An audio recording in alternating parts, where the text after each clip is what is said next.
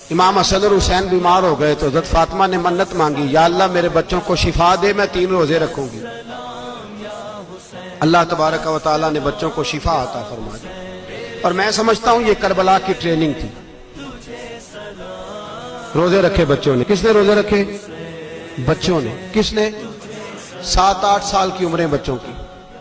حضرت علی فرماتے ہیں جب میں نے دیکھا نا میرے بچے بھی روزے سے ہیں تو میں کہیں سے تھوڑے سے جوں لایا۔ یہ شہزادے ہیں کائنات کے سب سے بڑے۔ فرماتے ہیں میں نے بی بی پاک کو دیے تو سیدہ پاک نے جوں پیسے روٹیاں پکائیں، اور جب عین افطاری کے وقت کھانا سامنے آیا تو دروازے پہ بھکاری آیا۔ عین بڑا بے نیاز ہے اللہ، عجیب رنگ ہے مالک کا۔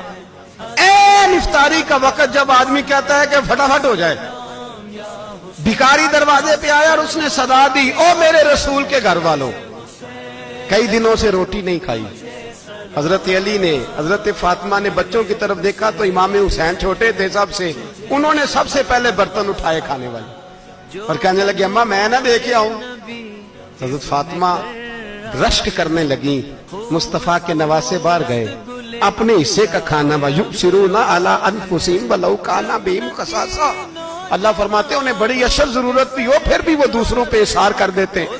وہ کھانا باہر امام حسین دے آئے، پانی سے روزہ کھولا، کھجورے کھائی، لیٹ گئے، سویرے کھجورے کھائی، روزہ رکھ لیا۔ شام ہوئی تو حضرت علی فرماتے ہیں میں پھر اگلے دن کے روزے کے لیے جوں لایا، فاطمہ نے پیچھے روٹیاں پکائیں۔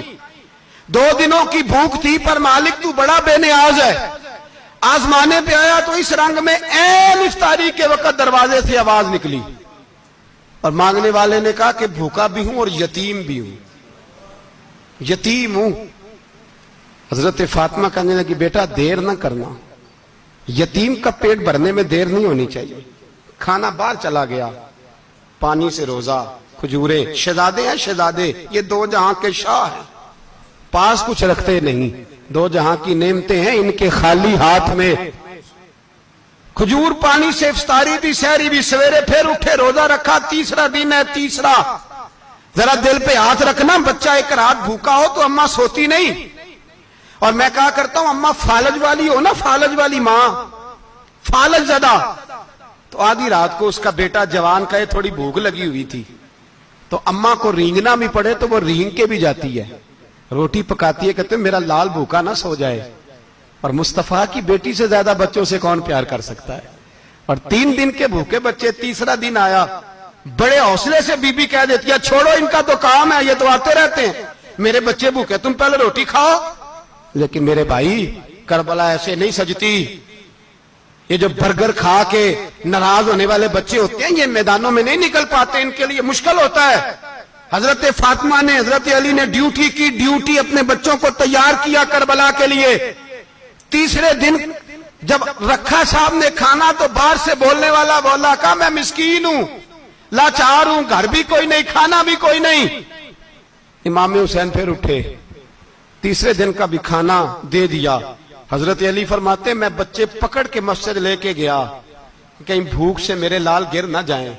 کہتے ہیں ہامتے کامتے تینوں شہزادے مسجد میں داخل جو ہوئے تو بس ہماری قیمت پڑ گئی، مول پڑ گیا ہمارا۔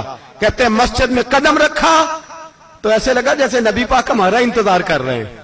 فرماتے ہیں تیسرے دن کی مغرب پڑھنے گئے تو حضور نے تینوں باپ بیٹوں کو چہرے دیکھے، فرمایا علی یہ جبریل کھڑے ہیں اور فرما رہے ہیں تیرے 3 دن کا عمل خدا کو بھی بڑا پسند آیا ہے، محمد مصطفیٰ کو بھی بڑا پسند آیا ہے۔